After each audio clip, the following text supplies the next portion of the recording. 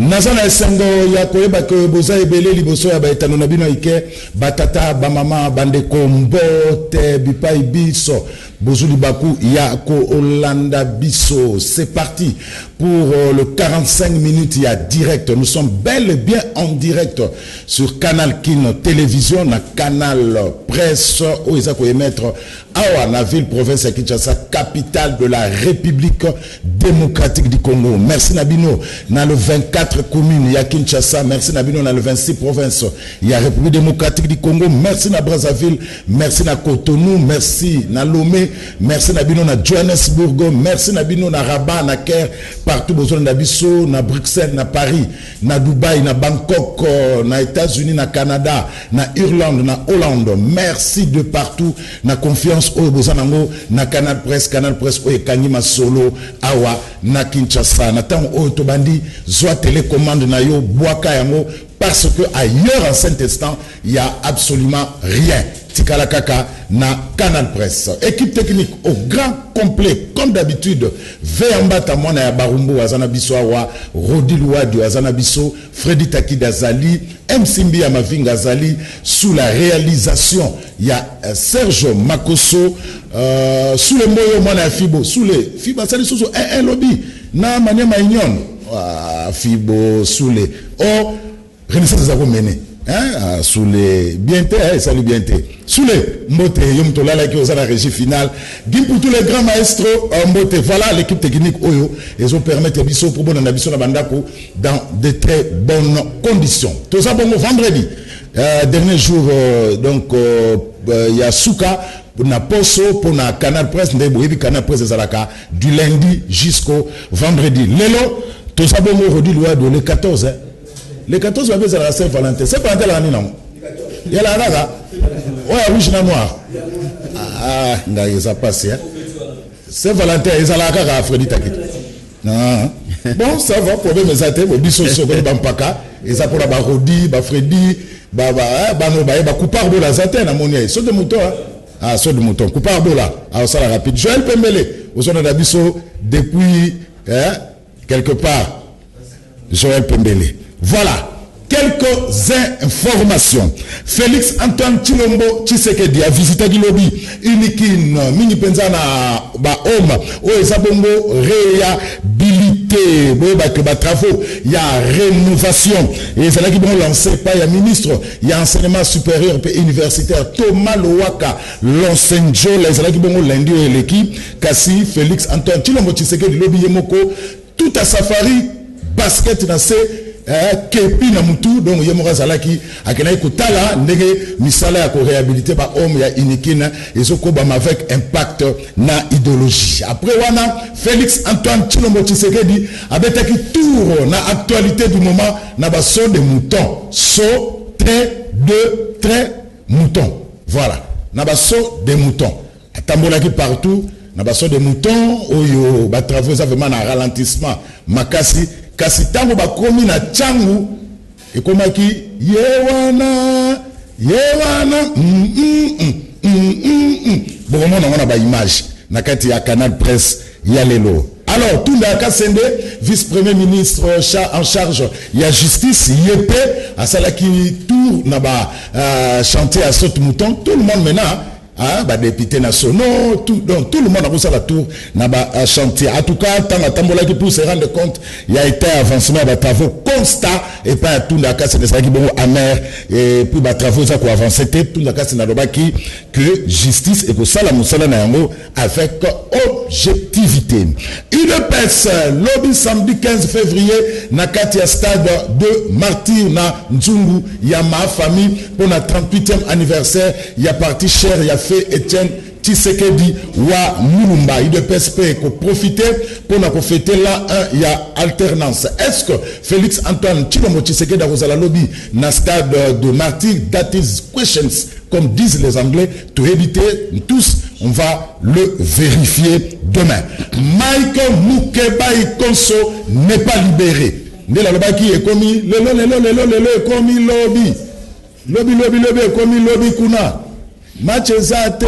Donc, Mike Mukeba est conso depuis lundi.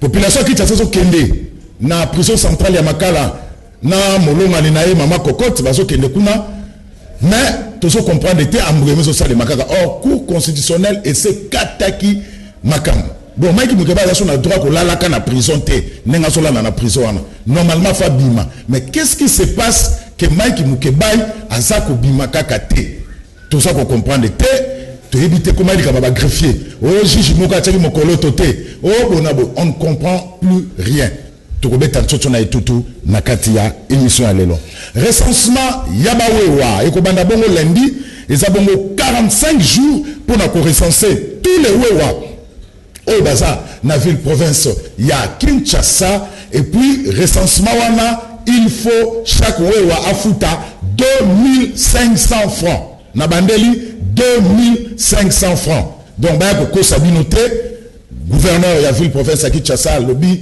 recensement wana 2500 francs faut te quand même il y a combien de wewa à travers la ville province à Kinshasa pour ekoma kaka oye okei na magasin osomi moto na yo wana na tongo komi wewa donc toyeba wewa na ba plaque immatriculation na bango c'est comme ça ils rendent on dans un pays organisé dans une capitale bien organisée on doit connaître le nombre de wewa c'est tout à fait normal donc recensement ils sont banda lundi 45 jours chaque wewa il faut afuta 2500 francs tout ça na sango ya mawa Serge Makoso tela biso photo to la muki na tongo to sango mawa Evelyn Camo Lopez mama ya lopango azali suna bisote yazaki bongo mopanzi sango ya musique na chaîne babenga ka CBS asalaka pe tour na CCTV abandaka nde awa na CCTV na immeuble to sango Evelyn Camo azana bisote akufaki lobby na pourquoi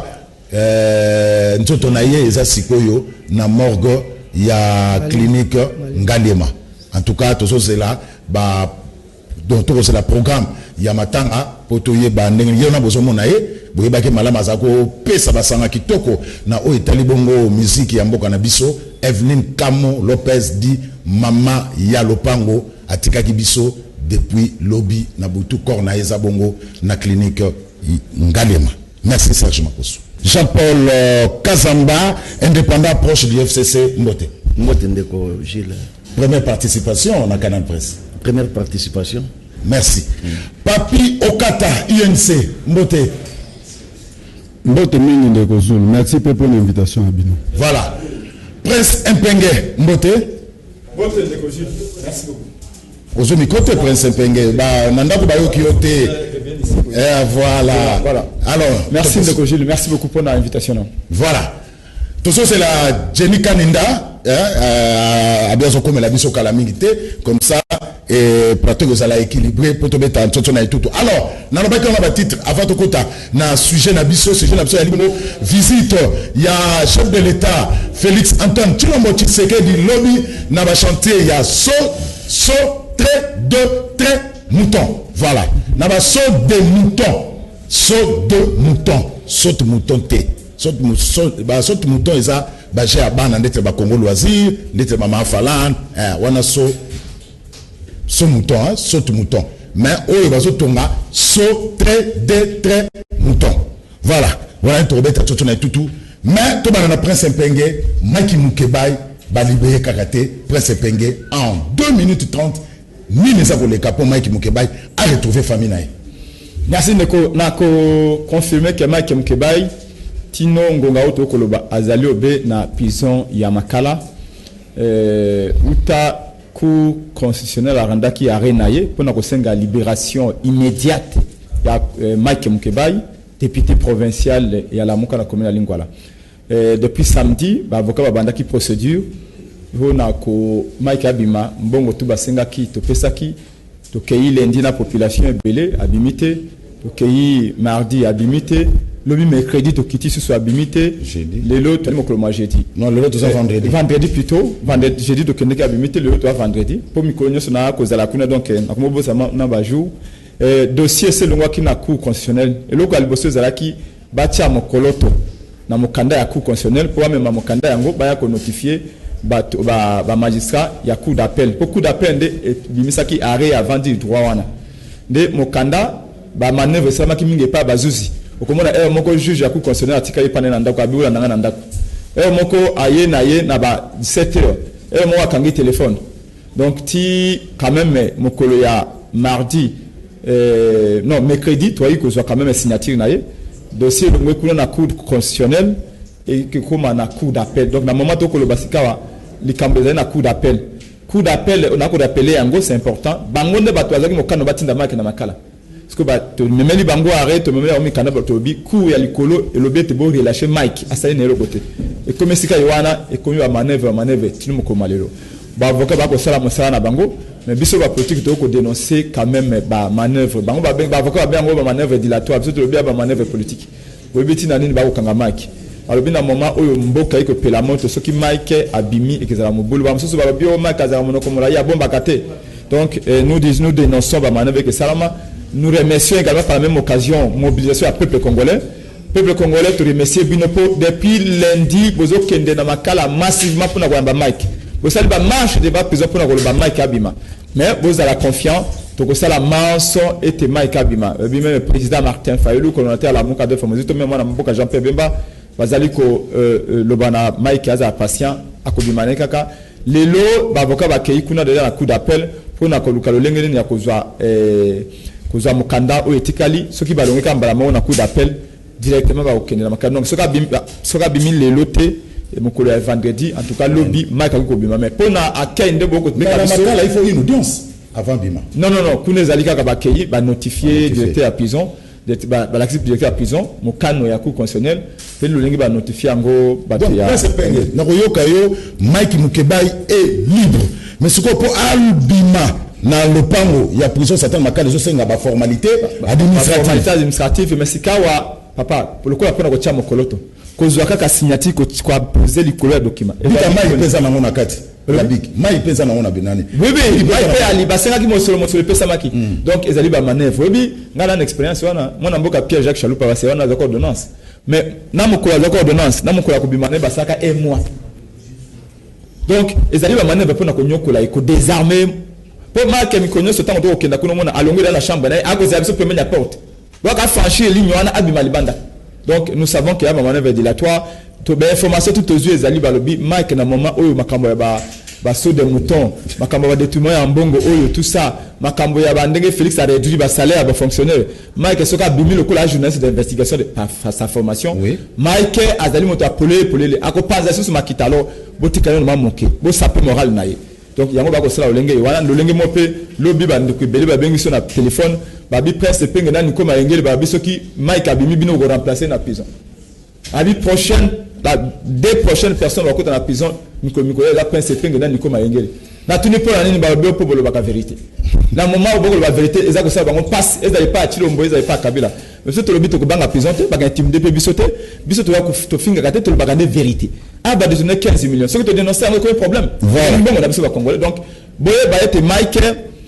aza toujours la prison les lois en tout cas ba avocat ba osala manso peut te base wa mukanda asuka ko notifier directeur à prison ce qui le loi abimité en tout cas samedi lobby akobima mais to kopé sabino parce que boye keimba le belé surtout bana cham boko na mitu kamine ne bilo mamsu ko ya monga fula makolo mamsu ba ko ya merci makolo bolembi quand même makas bozela nanu le na moi tokoyeb sabino le lengeli tokondo yambaye soki mikanda esili ko salama na kati ya cour d'appel voilà donc vous en a toutes les précisions bobenga ngai presse pengaya voilà bosu ba précision non ce qui les loté Mike Mukebai a commencé à la libérer lobby il reste seulement des petites formalités administratives donc Mike Mukebai présence dans la prison et ça qu'on se fait les sous-soutés parce que cour constitutionnelle à sa catégorie makam et ne pas il comme John Longila John Longila parce que na ebité ndeko nanga yo zali journaliste mono ko samsa kitoko il faut inviter lobby au comme constitutionnaliste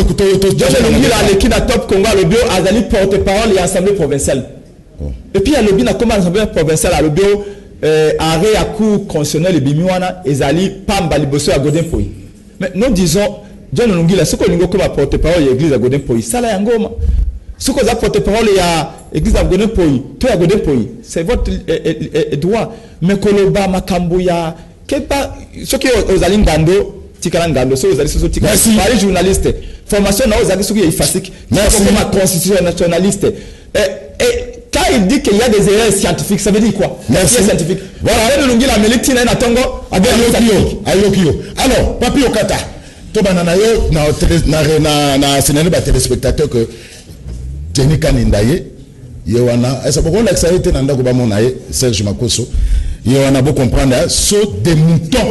Ils ont un moutillage yango Félix Antoine Tshilombo Tshisekedi de retour na Kouta Éthiopie aksalaki descente lobby na saut des moutons la Jenny Kanindaye wana asalaki descendre saut des moutons mais tant ba komi na Tchangu et indaki mabe Papi Okata maloba mboka yo tant boka ki ndenge indaki na Tchangu isalaki ndengeni. Oui, merci. Avant de répondre, on a pesa ndeko nanga prince éclaircissement muke. Ngana sala prison. Période de Chaloupa azali na prison la pe nazalaki. Chaloupa bima na grâce présidentielle. Ezaka président prononcé lelo, il y a aussi des procédures Tibogo mobile. Ezaki manœuvre dilatoire parce que ezaki équipe ezaki Chaloupa te. Et mukolo au tribunal et le bagi ki ngana bima j'ai encore fait 48 heures pour encore remplir d'autres formalités. Alors, cour constitutionnelle, ils ont les colos à Nyoso. Ceux qui déjà dans le lobby Mike Mukeba à Kobima, il y a que des manœuvres, ils ont la procédure judiciaire à Kobima Naekak. Parce que tout le monde veut voir un innocent à la liberté. Alors, à ce qui concerne ceux des moutons, moi je crois que vous avez des journalistes et investigation. Il a fallu Bobenga Nicolas Kazadi, le coordonnateur, il y a ceux des moutons. Oh. Qui est Nicolas Kazadi? Nicolas Kazadi, à part d'être l'ami personnel du chef de l'État, il est le conseiller spécial, il y a président de la République, au cadre de l'IDPS. Donc si vous l'invitez ici, il va vous donner tous les détails, il y a ceux des moutons. Mais quand même par rapport à Makambo Zoleka, Tomoni Hydroquinone, Azubato Belé, Amemi Bango Kunana Tchango, ainsi de suite, là où un parti veut se transformer. Hydroquinone, un monsieur qui met beaucoup de produits comme ça. Alors, Amemi Bato, un parti politique qui veut se transformer dans parti État, Totika théâtre, nous connaissons tout ce qui se passe. Moi, je comprends plus nos frères, après 37 ans à CNDT, groupe Moko Batou Boy, Bangi Kaba stationné Bango na CNDT. Or, avant le pouvoir, ce n'est plus pendant le pouvoir. Bon, et deux bandes de la CNDT. Moi, je croyais que Moukolona Hydroquinone a lati ba casque à comme ma Batou, na chantier na ya TP, ndeko na prince afana na Kingabwa. Chantier moi na TP ba chinois baza ko tonga 3 immeubles wana, c'est pour ndeko na biso Hydroquinone. Oh, que même Mabunda, azata na mbongo somba luponga bandal te depuis ba banda. Alors, ndeko, oyebi bandeko basali 37 ans na CNDT biso toujours ça na bango passe ko bana ko lakisa bango signataire ezalaka nini baranjaka document ndenge nini makambo za botozo souffrir ba yebi ata rôle directeur de cabinet un directeur de cabinet là pour faire la volonté de son chef mukolo moko te directeur de cabinet qui kuta na ndako avec la initiative mususu. Alors quand ils expriment leur ignorance partout, ça nous donne encore mot de tête parce que alliance Bisson se sont obligés pour garder un mot. Le temps de Salomon a révolu.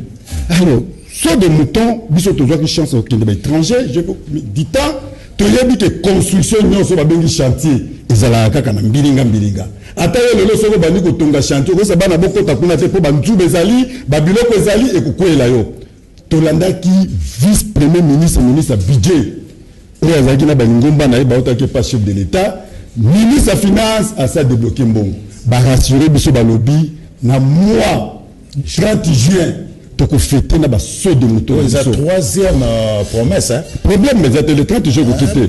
Toko fêter na zo ya toko fêter na ba saut de moto na biso. To landi ministre ITP, c'est-à-dire vice-premier ministre ITP. Lingo pense à lobby à ce qui vous avez depuis quand directeur de cabinet à Salaka. Merci papa. Alors non, yoka de konangai.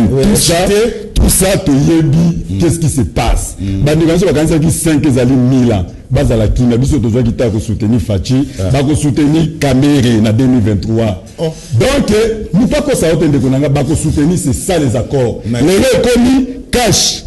C'est-à-dire IDPS, FCC, na lamuka balobi 2023 tout ça Kamere. Alors Kamere azali noble. Bon qui ko continuer na biloko pamba te parce que azali na ba valeur. Merci. Alors, Jean-Paul Kazamba, déjà tant où bandi entre IDPS et UNC. Le chef de l'État et de l'UDPS, son directeur de cabinet et de l'UNC. Tant que bandi pour l'objet na tchangu baemela ki kamera. Ils ont un mauvais départ. Bon, de konangai pesa soni pe mawa kotala cash le loyo parce que loyo zotamona oh cash na FCC bazo ko yokana te. Cash na FCC bazo ko te mais moko yoki na tableau na plateau na yo. Eza muto INC ndenge nyazo ko dénoncer buzoba ozakata cash entre INC na IDPS zoko nde bango nde bazali no babengi première institution président de la République au moins mboka na biso mon frère loko zo détruire mboka oza fanatisme tribalisme buzoba koti makasi c'est-à-dire muto ata au moins muto ça buzoba fanatisme obeteleka maboko ata ozo rien to tribalisme ndeko nanga esili yo moko yoki bato diriger mboka bazo na institution président de la République où il faut être la modèle ya kotambo sa mboka. Quand on parle de l'institution président de la République, le premier personnage de la nation, il est ce qu'on appelle père de la nation. Mais yoki déjà ndenge ni cash bango na bango ndenge bosoto ezali bosoto ezali ni le chef de l'État il est le pays de pêche na directeur ya cabinet boso ya boye mais boso ko to kotambu sa mboka na mutu e pola jango na ndenge nini eloko nde siko na podium yo e pese nga na malina nzoto ko Jean-Paul c'est là na bato diriger la muke mais liboso c'est là que FCC mtezaro tshela chef de l'État ba kale mais le monde ne connaît sous merci mon frère merci ndeko nanga yo moko yoki ndenge ndeko ya lobiawa aza yense ndenge azokoloba oyoki makambo FCC za qualité na kanisi mboka oyo ndenge toza boye awa jusque là nani ndeko Félix bokonzi ndenge azwaka na malamu na mabendekaki na bato balelaki ke ezali boyete na catholique elobaki ezali boyete na so obaki baboyeto to soutenir yo sala boye botika makambo wana na mabe na malamu mais ceux qui depuis à côté na bokonzi ba biloko boyezo ko salam obi likambo ya baso de mouton na yoki ndeko nani prince penge azoko koloba makambo Mike Mukebai babiso boto batu oyo so ndio to ko ba TV to bani ko ba TV depuis ngana bani ko ba depuis na kanisi 2015 tozo ko na télévision parce que toza ba leader de toza wana poto lo batuko mais parce que ça gagné pourquoi ko kangaka moto po alobaki mais bato ba ça buzoba net le kangaso de moto mon frère yo bike FCC na yo ndeko yensa alobite ministre de la finance alobiko pesa mbongo sabwe ministre de la finance pesa ina mbongo likambo ya so de mouton ezaki programme il y a 100 jours wana président de la République ba travailler disons gouvernement travailler parce que ça gouvernement sortati bala mbongo wana ezaki déverser na compte ya président de la République bango ba gérer likambo so de mouton ba pesa ki 70% na mbongo wana. Et puis, ils allaient payer la source de moutons parce que c'est-à-dire qu'il y a eu des millions où il y a beaucoup de millions de caboli. Et ça, la source de moutons, et ça, même à niveau, j'ai eu des contacts avec certains communicateurs coquis. Il y a Sid Kivu qui plaît, Banzane, il y a Bukavu Goma, Bukavu Kamanyola, Bourale, Chabunda, Mbonge Bimaki, Zanyawa. Mais Moussala Tamoko et Salemite. Il y a eu des gens, il y a Cash, Basson Banda, qu'on a Bukavu, Nambongo Wana. Si comme mboko tokota monango ndenge nini mon frère tolo bato parce que le commis c'est cité na 30 secondes et comme non ababa bana banquette oh dans les pays normaux dans des temps normaux et comme exemple comme bato musu balinga bazala il y aurait eu des suspensions en cascade il y aurait eu des arrêts des arrestations par des mesures conservateurs bakayina bato ndenge wana l'état pour raison d'enquête mais bazo ko distraire bato que bazo na banquette bambongo million bongi ndeko ya finance bazo ko sisa ka pour sote yo moko yida buzo bezo la kata mako na mbongo ni naki 70% mais kota na sur le terrain de la moni et loko e salamité so de beauté salamité banzana voix bien ya ki vous beaucoup de fone salamité ba témoin j'ai besoin que bato na cash ba somba ndako na mbongo wana ata ile pourquoi ne continuer buzo ba ya merci Jean-Paul Kasamba merci so yo te pesa que na moni malengate et bon to baksasu mususu merci alors yo ki blocage po balingi ba kodie ko yiba merci muto le ko Kalinda mama so de muto photo tout na coordonnateur un conseiller à chef de l'État Nicolas Kazati Dixit Papi Okata merci beaucoup ndeko pour na invitation merci na bandeko bazolanda biso et le quoi liboso le quoi ndeko prince penga lobaki Mike Mukebai place na yeza na prison te effectivement place à Mukebai est en prison et en assemblée provinciale tous en abosenga na ekuna et malobana est à peine motuya pona ba kinois pe ba congolais donc et c'est mon avis vous allez penser comme on a libre tout débattre ndenge to mais ça n'a pas éclairer opinion na kokota na ba considération mususu wanate et na o etali sot mouton ngana banza il faut to sunga Congo il faut tout sur le Congo parce que bosenga ya peuple eza munene lokwa ka bible le bakango elangeza munene kasi basali baza moke bato baza na bolingo ya Congo lelo baza moke baza ya ko compter du bout des doigts o baza na bolingo ya Congo pe bolingo ya congolais parce que kolinga Congo eza bien mais il faut mingi kolinga congolais parce que bato balingi Congo parce que Congo eza na nkita balingi Congo pour Congo eza na misolo oyo eza na kati ya mabenga l'État pour bazwaka yango mais Congolais balingi ete ça je crois que autour de cette table tous nous mettons d'accord. Alors likambu ya gestion ya likambu ya saut mouton na banda eux je posé problème lelo eza likambu ya supervision ya misarate nous devons nous mettre d'accord. Oui, je posé problème les lois likambu ya utilisation ya misolo. Nani a ordonné misolo ebima. Misolo esali musala nini. Nani azaki na signature ya kobimisa misolo. N'est-ce que problème ezali Nicolas Kazadi, conseiller spécial de l'État, coordonnateur à de Mouton. C'est faux. Tous les journalistes toyebi. Ngana azaki na ministère ya ITPR week-end passé et masengi bango il faut pas permettre que biso ba panzisango to visiter bisika parce que ba lobby ba matériel ya saut mouton ya UPN ya Kasavubu ya Ikalpitus nao ya nini ya Kimbuta ezaki déjà commandé en tant que Kimbuta ezaki déjà commandé et ça na dépôt matériel utaki na Afrique du Sud faut permettre que soit journaliste tout monde yango.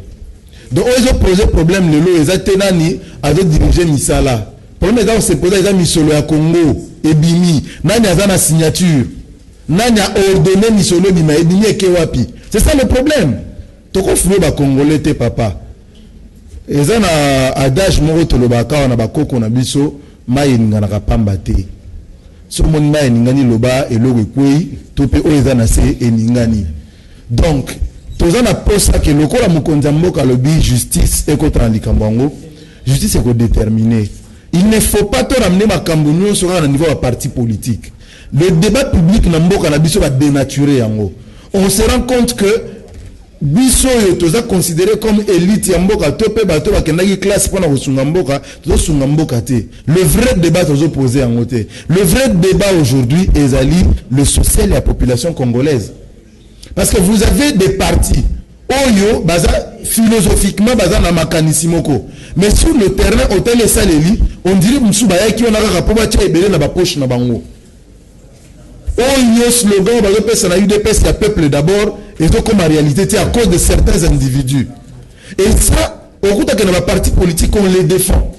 Et lorsque lorsqu'un parti politique se lève pour dire non à ça, nazo kabatu bazo qualifier en de parti état. Donc toujours dans le système ya neti lobby, hein? PPRD besoin na pouvoir. Boso tozo salama, bobokangi maboko. Vous dites ça dans ce parti politique, on est alibisoté. Non, un vrai parti politique aza oyo atindi ba délégué na na pouvoir pour ba kamba mboka. Pour ba kamba 80 millions de Congolais. Mais ba moni bino bozo sala bozoba ba teni ba lobby te to tinda bino pona bongo te. Ba moni allié, ba moni partenaire. Azo sala o ezo kende na sens ya Congolais te, a lobby te ezala bongo te. Mais il faut to comprendre de l'oro moko ya ke mwana mboka. Félix Tshisekedi aza lelo yo na mission monene. Parce que 2023 est en Moussikaté. Motoroza la comptable devant peuple congolais. C'est le président. Devant la Mouka. Devant Ensemble pour la République. Devant MLC. Et Kozala Félix Tshisekedi. Yenda Rosamba. Merci. Donc, il n'a pas droit à Monique. Moutoroza la Mabé avant Dinier. Un homme d'État à revendre Nier. Mais il ne faudrait pas que parti n'aille la Pongi. Voilà, merci. Alors, Prince Mpenge, c'est prouvé noir sur blanc que l'argent de la de mouton a été détourné.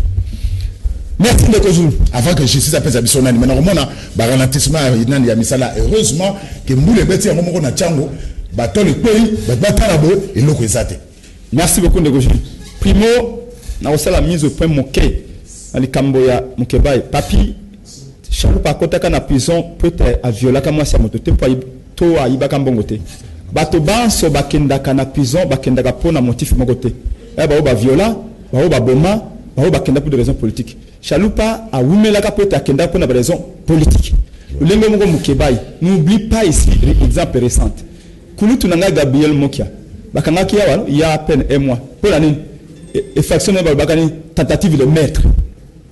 Tant balobaka nga tout à l'heure machine à motuka. Mokia saka poste boni. Mokia salobé une semaine.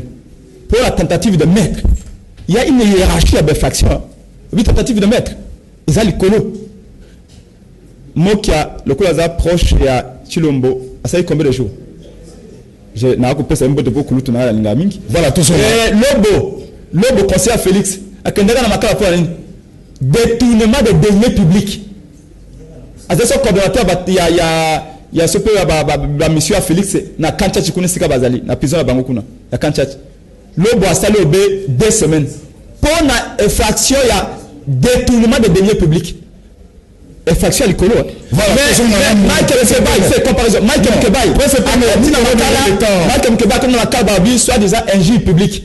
Les alignes, il y a 7 inatés. Voilà. Michael Mkebai, c'est combien? 5 mois. Voilà. Tout le monde tentative de mettre pour le détournement de deniers publics, il va 2 semaines. Mike, pour la soit-disant injure publique, a sali 5 mois. Merci pour ce point. Oui, les cascos, Mike, ils allaient pour la réunion collective. Toi, l'information qu'ils allaient quand tchatch n'a qu'une carte de bengete.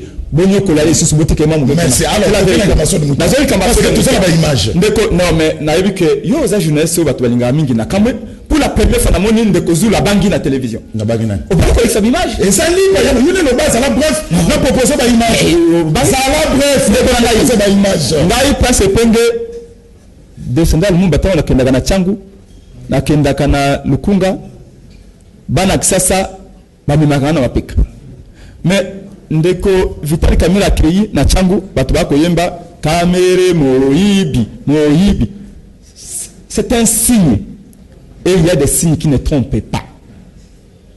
Po yo ko banga ngo benga na koloba yango te yo ko tchanga te na yango kon moko tane lo kote o ko banga ngo ndeko Zulu non mais pese ba koloba yango yo nim to sa ba koloba yango attaque sika to ki ba servir de renseignement ba wenga ko kanga pese penge na ko banga te na okimate ba ya ko kanga to songa na so de moto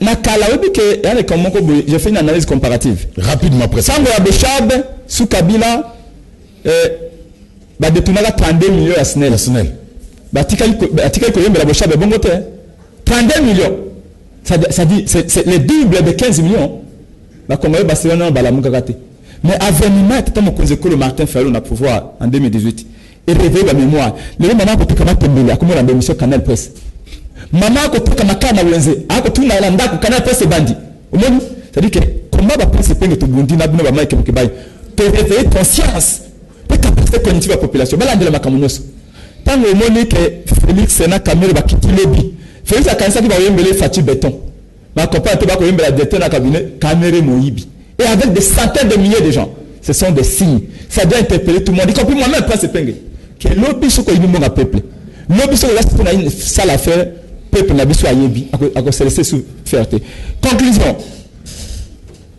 ndenge ndeko papa utu koloba ngo awa directeur cabinet ya Félix akoki kosala likambo Félix ayebite na so caméra sala ka Félix ayebi yango ngai na zaka directeur cabinet mwana mboka Pierre Jacques Chalupa na compagnie munene nyoso signaki nyoso na kotia ezali Chalupa na banda koyebisa ngai soki caméra signa ba accord soki caméra azwa ba contrat moto ayebisa ye ezali Félix soki lobi ba yembelaki caméra Moyibi na Tchangu c'est que ba yembelaki pe Félix Moyibi na Tchangu c'est exactement pareil ce qui IDPS mais IDPS ma belle comme ça enfin na il IDPS parce que IDPS et c'est couffé déjà et Kabundi ba ko nga kola sa caméra responsabilité totale ya makoma Moyibi ya mbongo mais ba ete eloko nyoso caméra sala que zali Félix Matinda kai même bangomba kenda ko besa na Rwanda zali Félix Mutayib Saïd donc conclusion de konanga merci to lingi enquête il y a seul salama.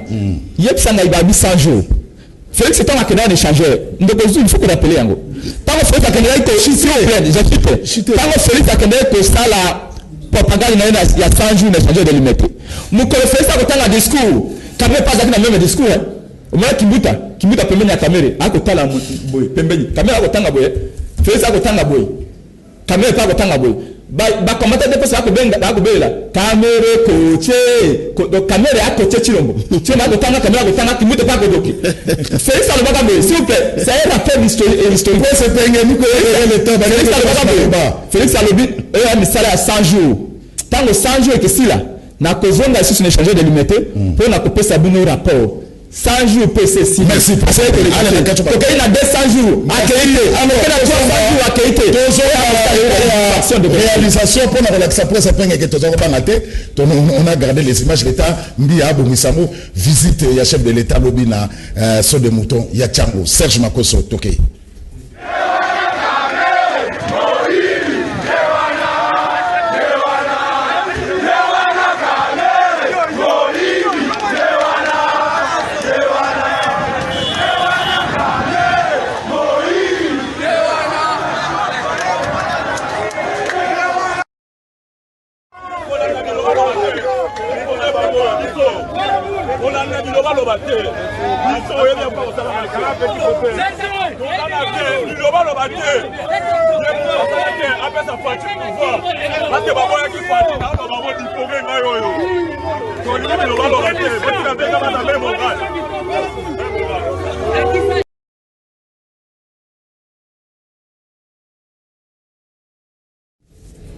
Makoso.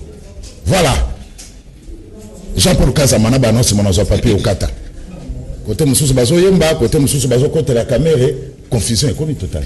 Ndeko nanga na kanisi za ba distraction o bazo sala. Na mboko to yekoni. Un directeur de cabinet za staff technique ya chef d'État, za simple exécutant administratif ya chef de l'État. A kosa le loko ta moko te que sans que chef d'État za la au pouvoir. Quand il fait ba distraction pamba pamba. Tshisekedi dit Lombo ndenga za wana peuple congolais na mabele kati malamba lobaki yonde za la mo constant musamboka. Mais tout le monde jusqu'à ce sont des aventures. C'est chaque jour qui passe. Ndeko benga wuti ko awake bakangi mutu bakangi conseiller na yé na tongo pour na détournement à 2 millions de dollars. Yeko dalobi de semaine bakangi na tongo na poko ba libérer. Au moins quand on ya sort des moutons, et ça sort des moutons, même na badivo Bukavu détourné ça en vrac. Ce sont des millions qui ont été détournés. Et donc on donne la présence de ça m'a jamais caméra za mutali bon maté a ne détourner ba millions na carte présence yé mongo. Ça kaza na parapluie. Et quoi ça ma atasoki mukete. Na carte présence de plus de ça. C'est ça. C'est là. Et là on peut se prouver que c'est caméra qui a détourné parce que justice non assise Moussa. Mbongo ba pesa ki na gestion ya présence de la République. Qui dit présence de la République, président de la République, dans staff technique, quand on parle de staff déjà président de la République d'abord on a dit et ça mbongo ils ont détourné la présence de la République pour ne pas mutayi di mbongo wana et ça comme enquête et ça mbongo ça partagé ça comme na présence de la République ça va bengi IGF wana au moins mboko mon frère tout n'était pas rouge na kamala mpezaki et ça va bengi IGF Inspection Générale des Finances qui a été créée par Mobutu depuis 1987 au moins mboko caméra ça qui n'a Tshisekedi ezaki mbata bakoloa comme ça gouvernement en retard non donc on a sur faut chiter comme ça gouvernement au moins présence de la République Assemblée nationale est contrôlée Assemblée nationale vous avez pour la contrôler le gouvernement il y a pas ça qui va zubo konji va distraire peuple pendant toute cette année besoin gouvernement pour contrôler les alatés parce que mbongo nyoso yo ba bilis na mboka avant gouvernement bila ebima mutako zala à quoi taper du poing sur la table. Solution mona eza Félix Tshilombo. Na sens ni eza na bengi inspecteur général des finances pour na mission de contrôler finances publiques. Donc la président il faut contrôler et ça mais pourquoi ça mosala merci. Yo yebi na kamba 15 millions de dollars. Il chef alinga banda mosala monsieur Batou Benga. Ndenge na zona menace. Merci. Non, je crois que nous sommes en face des irresponsables que nous dirigeons. Merci. Alors on a un problème sérieux au Qatar. Et puis ceux qui n'a le quoi il n'a pas ça rien peuple congolais quand ça dit Batou Oyo. Donc ils sont incapables de faire quelque chose. Le peuple congolais, une année, le combat ça n'est rien. Même pendant 100 ans, ils ne feront rien. Merci. Alors, Papi Okata, est-ce que Cameroun aussi ne pouvait pas rester au bureau tout le temps derrière le chef de l'État? Il y a des sénateurs qui sont allés au bureau, les gars, ça l'a humilié. Mon cher, campagne nyonso boza kosala pour la finalité ko nuire nous tous en eloko nzamba gagner kaka to mesana kana bino awa boulanger camélé ala timosi na chaîne ta sali bo tout ce que Camere fait ezana ba minda na bino bozotala po bo nuire mais il a les choses de Dieu o yazana ngo mutakolongola zate FCC o bazale lo sima hydroquinone. Moi je croyais que mon frère était ici à expliquer que ma gâchis à Yabukangalonzo, à expliquer que 200 millions à Jekamine, à expliquer que les 5 chantiers, à expliquer que tout ça. Et on connaît les joueurs et les jeux, tous ceux qui sont en train de jouer derrière ces hydroquinones pour raison de nuire bakokokate. Alors, à ce qui concerne la zone de sous de Konangai, biso tokena na biloko pamba te. Bokena la cour constitutionnelle botala tant de pouvoir qui a déclaré quoi? Au gouvernement a déclaration de la ligne moko ndako moko ya mike de déclaration angwana Camere c'est un bourgeois, il n'a pas le temps là et ça dit Camere au tamba comme mbongo na kabine sika zale azo se kabino parce que Camere il a dépassé tout ça. L'Assemblée nationale il gérait des millions. OK ne koyo katate kazana bakata biloko wana. Alors to m'expliquer bino awake mission hydroquinone azui un D6 à la tête d'un parti qui n'existe plus. Il faut que mettre boyer pour 5 que déranger. Donc on a c'est les accords qu'on a signés. On a répété les sous. Camere Azali remonte il y a eu des persécutions. C'est-à-dire INC ça remonte il y a eu des persécutions. INC c'est un parti politique dans le vrai sens du mot. Aujourd'hui les alliés locaux national, président national Kivu, secrétaire général Bandundu, interfédéral Kinshasa, Équateur, ainsi de suite. Là tout le monde se retrouve. Nous ne sommes pas là un groupuscule tribal. Pour des raisons tribales, Baliba commissaire ou quoi parti, étant donné ça c'est le Congo de tout le monde. Alors, Tokoye Bisabango va la kimia. Camere c'est quelqu'un de noble. Attends, Sangani Bino Nyos, il a les choses de Dieu. Camere Zabiloka Pamate, Camere c'est un directeur de cabinet. N'expliquez-moi le Babande Koto Sarabango. N'est-ce pas Fambé en face, ou à Bimbé journaliste. Tant d'expliquer coordonnateur, à sa journée. Il y a un monsieur qui a coordonnateur. Coordonnateur, rôle, mes amis. Ce que l'habitant ne connaît pas demander. Tokoye Bisabango, il faut défendre Babiloko Moko na tendance tribale. Un directeur de cabinet n'a répété les sources. Un directeur de cabinet est là pour faire la volonté de son chef. C'est ça qui importe, Vital Camere. Ce qu'il y a du rôle, il y a coordonnateur à 100 jours. Coordonnateur à 100 jours. Il y a mon papa sous ordonnateur à l'affectation de l'Okono Soana. Moi, je peux vous donner son numéro. Comme ça, moi, il n'y a pas de journaliste. Ou quelqu'un qui n'a ITPR. Côté nous propose à le le directeur de cabinet ne construit pas la route. Mais il y en a qui nous poste. Vice-premier ministre et ministre à ITPR. Alors nous ne sommes pas ici pour venir défendre des choses tribales aux en sens. D'accord. Est-ce que vous comprenez que on est tout avancé? Tout ça pour retirer. Parce que le président Pachi après ça qui va peuple congolais tout exécuter nous on avance. Il faut tout qu'on nous en dans 100 jours. Tout ça la réalisation 18 et ça l'a noté. Na 100 jours, tu poses ma acte au 5 chapitres. Merci, la administration nous avons un candidat en 2023. Vital Camere. Merci. Nous tendons vers l'objectif 2023. Johnny Kane, toi c'est là. Je cite et ça nous comme ça, tu rétablis responsabilité à notre problème. Merci beaucoup. Nana Kanisa Kindeko Papi, d'abord par répondre à une question.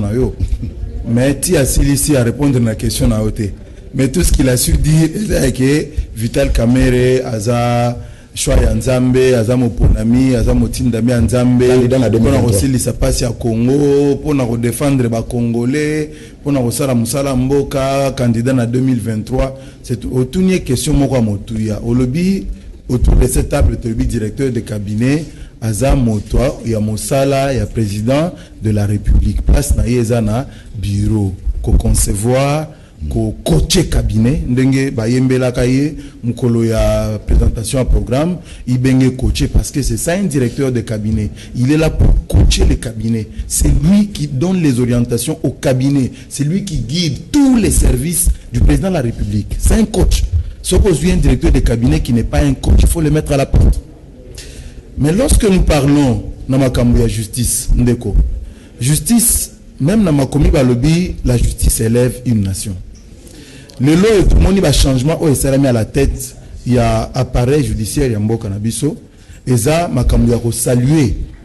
Moi, je ne suis pas dans la logique et la défense, il y a un individu. Parce que l'individu va koleka.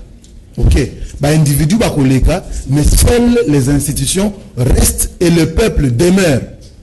Les autres qui Kabang et Numbi, ils ont fait leur temps, ceux qui 15 ans, ceux qui paient combien. Les lots va remplacer Bango. Vital Kamerhe va koleka. Félix Tshisekedi va koleka. Kabila aleki. Asalo ya salaki. Ceux qui paient Mabe, ceux qui paient Malamu, Asalo ya salaki. Mais le nous avons Félix Tshisekedi. Il doit travailler pour l'intérêt du Congo. Mais ceux qui ont travaillé pour l'intérêt de Yomoko, lorsqu'on nous affirme ici que tout ce que Vital Kamerhe fait, c'est avec la bénédiction de Félix Tshisekedi. Et Nazo Kandeko, le nom m'échappe, Jean-Paul. Jean-Paul Azoloba, Azo qualifié président de la République, directeur de cabinet, Premier ministre, alors qualifié Bango d'irresponsable. Je crois que c'est quand même grave. C'est quand même grave. Tout ça n'est pas moqué. Il faut éviter les lots et saliqués. Certains qui ont travaillé avec Kabila, les lots, basés en force à collaborer dans le public. Pourquoi? Parce qu'on manque du respect à certains responsables. Moi, je ne peux pas brûler le respect à quelqu'un comme Martin Fayulu, à quelqu'un comme Vital Kamerhe, quelqu'un comme Bato Baza élevé en dignité. Il faut du respect pour eux. Tant aux autres, un peu d'égard. On ne peut pas traiter des gens qui nous disent d'irresponsables. C'est grave. En résumé, je pense que ici, les Kambutoza Nango, et les Kambuya que justice, c'est ça la Moussala, pour l'État de Sabiso. Est-ce que Makambo Bazolo va sur Vital Kamerhe, aux populations, ils ont yembele banzembo. Est-ce vrai? Merci. Nous devons garder la pression sur l'appareil. Merci, Jenny. Sur le magistrat pour que Bassa la Moussala n'a intérêt à la population. Merci. Alors, émission. C'est moi qui dis, je ne sais pas. Mais c'est là, papa. Non, on peut s'assumer dans le bâtiment. Non, on peut s'assumer. Non, l'obité. Non, émission aussi. J'ai largement débordé. Émission aussi. Tes conclusions, ça faut attendre un message. Faut attendre un message. Malassima. Prince, question Souka. Serge Makosso. Le ministre de la Justice. Or, problème, il était venu pour ma maman qui m'a dit. C'est moi qui dirige les débats, pour vous diriger la tête. Pour le ministre de la Justice, à descente. Or, normalement, ma commission de la justice, je m'attends que ça, immixtion, tout le monde a dit déjà que, mais qui n'a eu, vous savez, on réfléchit à Balembongoya. Le ministre de la Justice a lu mon conzi, a lu Kolo, il y a magistrat et tout. Rapidement, le ministre de la Justice, magistrat va s'amuser en Abango. Mais pour quand même, il y a quelqu'un peut-être à la confiance dans la magistrat, ou ceux qui va s'y enquête, vous avez un peu manipulé, tout va causer Kanyak, il y a un moment qui est terrain. Là, pour Nangaïbo, ce qu'a l'inga supervisé ma cambo, c'est le problème. Et là, on a une collabo indéco, agité. Ce qui m'a bien noté, de toute façon, Azali présumé, à quoi il va prouver payer ma camambon, à l'aki, mon tout à l'aki, Félix, tout à l'aki, banane. Ce qui est sûr, que tant que l'initiative m'a cambié à 100 jours, gouvernement Zakina noté. Donc, nous sommes pas que ça, maintenant, à 100 jours, entre Félix et Nakamere. Ce qui m'a détourné. Projet, non, c'est pas la vente. Projet projet à 100 il y a 22 millions, et comme si on a 47 millions. Ce qui est Félix a fait une réduction à la salaire. Parce que le bao est allé un peu sur les revenus. C'est faux. Félix a réduit le salaire à Batou.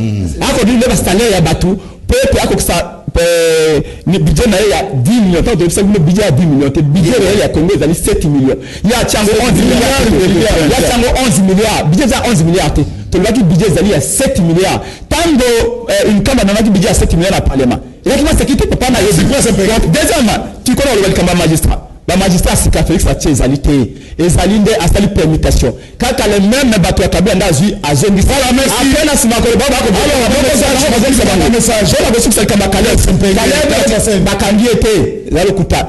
bato babosaka namoni confrère na Félix Leo alobi Caleb bakosambisa esiko na anel bato babosana te tant Caleb alongwe moto remplaçaki ezali adien na ye adien na ye moka rekitaki merci alors un message rapidement ba combattant ba ko se pesa bino merci on a reçu ça non big rush yango eza na mai toté parce que chef de l'état azokoka ko corriger batuté tozo c'est la kaka mukolo akobanda ko corriger bango alors ndeko zulu tuna papier okata ebisa biso hydroquinone nde nani poto yebae bo comprendre kaka akolobele côté ndeko zulu faut na kula utanga ko non la roba ndeko ozotanga na ko ndeko zulu c'est pas comme ça Kamon Lopez abelaki nini pesa biso pasi mingi bo pesa biso programme ya deuil to eba voilà programme ya deuil to reçoit après surtout ce programme ya deuil autorité morale à l'emba le béazo pesango après ngai na kin matin voilà bona na Laurent Fabrice Balsomi bo sa pété à repasser sa programme ndeko zulu pona nini bazo banga mukebai po bazo banga po makamu oyo bazo sala e kobima na poisa epa ya population a kobima kaka pe toko yambaye merci ndeko zulu boyeba ke mutu moko akokanga mana ete eza kop na bango mutu akosimba bango azate totika na biso komitunisama ndeko zulu kamere lobi na chango azalaki humilié lokola adina na mabele nyonso wana azozwa kaka leson te abanda nango kala ti lelo akotika te eza mawa mpo na ye ndeko zulu 38e anniversaire IDPS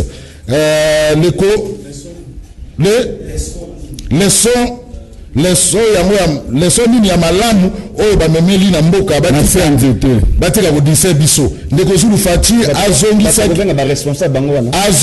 mbongo kaka une fois Fati azongisaki mbongo kaka une fois ezalaki mpona kodise biso bayebi ke bazoyiba bango nyonso ndeko lutumba pa bazo déranger ba téléspectateurs taku tobungisinga na programme bravo Mpenge lelo bakomi kopesa yo raison omoni lelo ndenge bakomi koboma na bango moko bakoliana pona intérêt na bango ndeko zulu Fati ayeba ke adversaire na ya makasi ya liboso 2023 eza Kamere asa la prudent ndeko zulu Fati na Kamere lobi bakorande ba compte na population na ndenge bakomisi Congo cop na bango le temps c'est le temps la télévision Papi Okata merci Jean-Paul merci Jenny Kanena merci prochainement tokutana merci Presse Mpenge merci Nabino ndebo sadake belé akolanda biso tango ekoki merci de partout rediffusion 21h30 bonne adapté émission na YouTube et puis programme sous ya Canal Presse lobby samedi na dimanche ezala raté retrouvez Jacques Kalonji lundi mardi mercredi ndeko zulu jeudi na vendredi ya Feli Misoli na bichi ngobila na bancho talibiso botika la malam